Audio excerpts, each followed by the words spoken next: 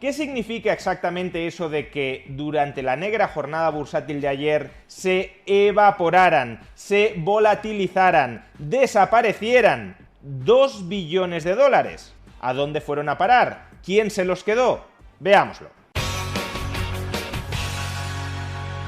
Ayer la bolsa japonesa vivió un lunes negro por los motivos que ya explicamos en el vídeo anterior. Básicamente un margin call derivado del cierre de posiciones del carry trade. Ese lunes negro, por cierto, ya se ha corregido plenamente en el martes blanco de hoy, lo cual no significa que las tensiones financieras subyacentes ya se hayan solucionado y ya hayan quedado atrás. Pero el margin call de ayer sí ha tocado a su fin. Y como es bien sabido, ese crash bursátil nipón también tuvo ayer sus réplicas de menor intensidad en Europa y en Estados Unidos. En algunos momentos de la negra jornada bursátil de ayer, el valor del conjunto de las empresas cotizadas estadounidenses llegó a caer en un importe de 2 billones de dólares. Nvidia llegó a contraerse un 11,5%, Apple casi un 7%, Google, Alphabet un 4,6%, Microsoft otro 4,6%, Meta un 6,5%, Amazon un 7,6%, Tesla casi un 10%, etc. Y claro, esto de que en un solo día se volatilicen, se esfumen, desaparezcan 2 billones de dólares del mercado, suena muy raro. ¿Dónde ha ido a parar todo ese dinero? En algunos momentos de la jornada bursátil hubo 2 billones de dólares menos que al arrancar la jornada bursátil. ¿Quién se quedó con tantísimo dinero? ¿O es que ese dinero en realidad nunca existió?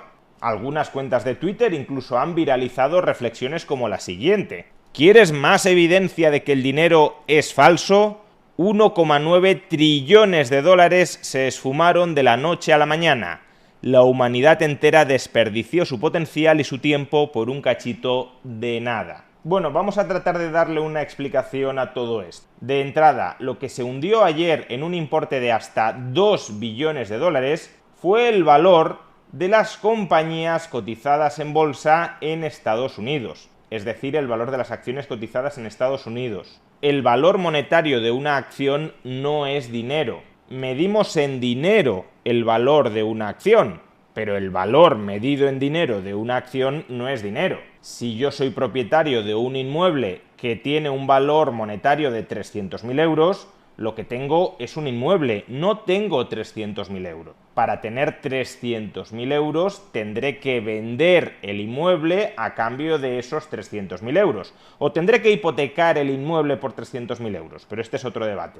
Lo que está claro es que por meramente ser propietario de un inmueble o de una acción, lo que tengo son activos no monetarios, el inmueble o la acción, pero no tengo el dinero. Y esto es importante porque lo que llegó a desaparecer en algún momento de la negra jornada bursátil de ayer no fue dinero por importe de 2 billones de dólares, sino valor monetario por importe de 2 billones de dólares de las acciones del mercado estadounidense. Si mañana el valor de mercado de mi piso cae de 300.000 euros a 250.000 euros, no han desaparecido 50.000 euros. Lo único que ha sucedido es que mi piso tiene menos valor, es decir, que los compradores están dispuestos a pagar menos por él. Así que la cuestión a resolver, evidentemente, es por qué en algún momento de la negra jornada bursátil de ayer el conjunto de las empresas cotizadas en bolsa en Estados Unidos llegó a valer 2 billones de dólares menos. Y aquí hay dos posibles explicaciones que no son plenamente excluyentes. La primera es que el conjunto de las empresas cotizadas en Estados Unidos llegó a valer en algún momento de la jornada de ayer 2 billones menos de dólares por razones fundamentales. El valor fundamental de una empresa y por tanto también de una fracción de la propiedad de esa empresa, que no otra cosa es una acción de esa compañía, el valor fundamental de una empresa es igual al valor actualizado, al valor traído al presente de las ganancias futuras que esperamos que sea capaz de generar esa compañía. Por tanto, el valor fundamental de una compañía,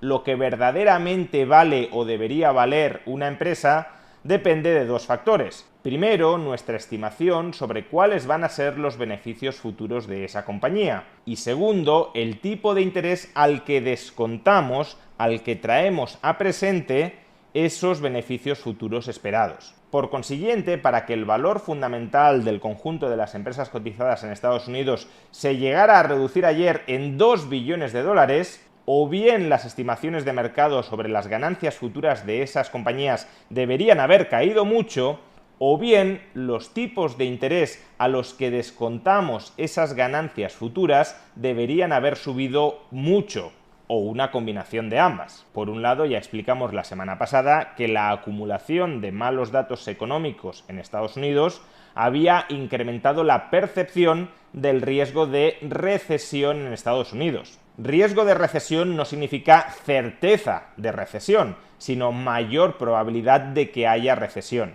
Y si la probabilidad de que haya recesión se ha incrementado, también en consecuencia se reducirá la estimación de las ganancias futuras que son capaces de generar las compañías estadounidenses en un entorno recesivo. Y por otro lado, aunque hemos dicho que la Reserva Federal va a bajar los tipos de interés, una cosa es el tipo de interés que marca el Banco Central y otra cosa es el tipo de interés de referencia para cada una de estas compañías. Cada una de estas compañías no se puede endeudar, ni mucho menos al tipo de interés que marca la Fed, sino que es un tipo de interés agravado por el riesgo específico de esa compañía y por el plazo al que busque financiación. Eso significa que en un entorno más incierto, con mayores riesgos, el coste de financiación de esas compañías se puede elevar y por tanto el tipo de interés de referencia al que descontar sus ganancias futuras esperadas para estimar el valor fundamental de esa empresa también puede aumentar. Por tanto, la mayor probabilidad de recesión y la mayor volatilidad en los mercados financieros no solo incide sobre la estimación de ganancias futuras de las empresas, sino también sobre el tipo al que descontamos a presente esas ganancias futuras. Por ambas vías, por tanto, podría haber habido una revisión a la baja de los valores fundamentales de las empresas y por tanto un ajuste a la baja de lo que pensamos que realmente valen esas empresas. Por consiguiente, si esta explicación fuera la correcta, lo que habría sucedido en algún momento de ayer es que habríamos reevaluado que el conjunto de empresas cotizadas en Estados Unidos en realidad valen 2 billones de dólares menos de lo que pensábamos que valían. Es como si recalculo cuánto considero que vale en realidad mi piso y llego a la conclusión de que en lugar de valer 300.000 euros, en realidad vale 280.000. Y la segunda posible explicación de por qué el conjunto de las empresas cotizadas en Estados Unidos llegaron a valer en el día de ayer hasta 2 billones de dólares menos es por razones de liquidez. En la medida en que muchos tenedores de acciones estadounidenses se vieran forzados, empujados, muy incentivados durante el día de ayer a vender sus acciones al precio que fuera, la acumulación de órdenes vendedoras a cualquier precio obviamente tenía que llevar a una fuerte caída de los precios en el corto plazo, una caída de los precios de las acciones que no tiene por qué reflejar su valor fundamental. Si el valor fundamental de mi piso son 300.000 euros, pero tengo un acuciante problema de liquidez, es decir, necesito dinero. Lo que tengo es un piso, no tengo dinero. Tengo un piso que puede intercambiarse por dinero, pero que no es dinero. Y justamente si necesito dinero, he de vender el piso para obtener dinero. Pues bien, si tengo un acuciante problema de liquidez por el cual he de vender ya mi piso a cualquier precio, eso puede llevar a que venda mi piso por 200.000 euros, aunque su valor sea de 300.000. Aunque si esperara un cierto tiempo para que llegaran todos los potenciales compradores interesados, el precio al que se vendiera esperando ese tiempo fuera de 300.000. Pero la cuestión es que no puedo esperar el tiempo suficiente a que lleguen todos los compradores potencialmente interesados. La cuestión es que he de venderlo ya a cualquier precio. Y para eso, a lo mejor tengo que bajar su precio a 200.000, a 150.000 o a 100.000 euros. Pues bien, en ese caso, la pérdida de valor monetario de mi piso no sería atribuible a una caída de su valor fundamental, sino simplemente a un proceso de liquidación de mi piso por mis problemas de liquidez. Y esta segunda posibilidad está muy relacionada con las causas que expusimos ayer del crash bursátil japonés y, en menor medida, en Estados Unidos y Europa. Básicamente un proceso de liquidación de activos para hacer frente al repago voluntario o forzoso, margin call, de pasivos a corto plazo. Es decir, que muchas de las ventas que vimos ayer fueron ventas forzosas, ventas a cualquier precio, ventas por problemas de liquidez. De ahí, por cierto, que hoy se haya recuperado ya la bolsa japonesa, porque no es que los inversores consideraran que las acciones de Japón tuviesen un valor fundamental muy inferior el lunes al que tenían el jueves, sino que para amortizar los pasivos a corto plazo en yenes hubo que vender muchos activos en yenes y también, en parte, activos en Europa y activos en Estados Unidos. Por consiguiente, la explicación dominante de lo acaecido ayer, en el lunes negro, es una caída del valor de mercado de las empresas cotizadas en bolsa como consecuencia de problemas de liquidez de los propietarios o de los tenedores de esas acciones. Ahora bien, esto no excluye que no se esté produciendo un cambio, una reevaluación en el valor fundamental de esas compañías. Si el riesgo de recesión en Estados Unidos y en otras partes del planeta se incrementa, obviamente habrá que reevaluar lo que verdaderamente valen esas empresas, incluyendo, claro está, la reevaluación del coste de oportunidad en un entorno más incierto de estar invertido en esas empresas. Y es probable que el mercado, es decir, los inversores que participan en el mercado, todavía no se hayan adaptado, todavía no hayan recalibrado plenamente cuáles son las valoraciones fundamentales correctas para todos estos activos bursátiles. Entre otras cosas porque todavía nos falta información que llegará durante los próximos días y durante las próximas semanas sobre cuál es la dirección hacia la que se dirige la economía estadounidense. Lo que significaría, si esto es así, que todavía podemos estar expuestos a ciertos bandazos, a cierta volatilidad en bolsa,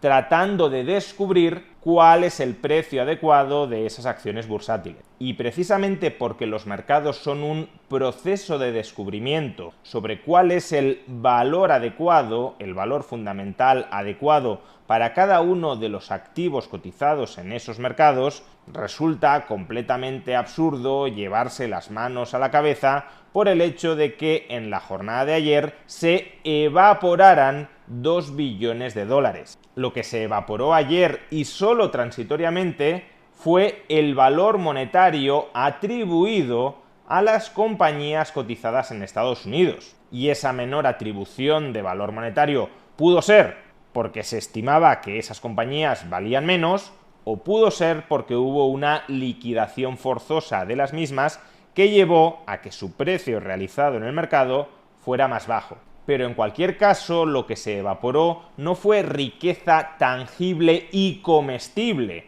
No fueron 2 billones de dólares ni en dinero contante y sonante, ni en bienes de consumo que pudiésemos haber distribuido entre la población para atender sus carencias materiales. Lo que cayó fue el valor monetario atribuido en el mercado a las empresas cotizadas en Estados Unidos. Valor monetario que, como ya hemos dicho, depende de la estimación de sus ganancias futuras, del tipo de interés al que actualizamos a presente esas ganancias futuras y de la posición de liquidez de los inversores en esas acciones. Es a través de estas tres variables cómo hemos de leer la evolución de los precios en bolsa, y no montándonos películas de serie B sobre cómo funciona el capitalismo.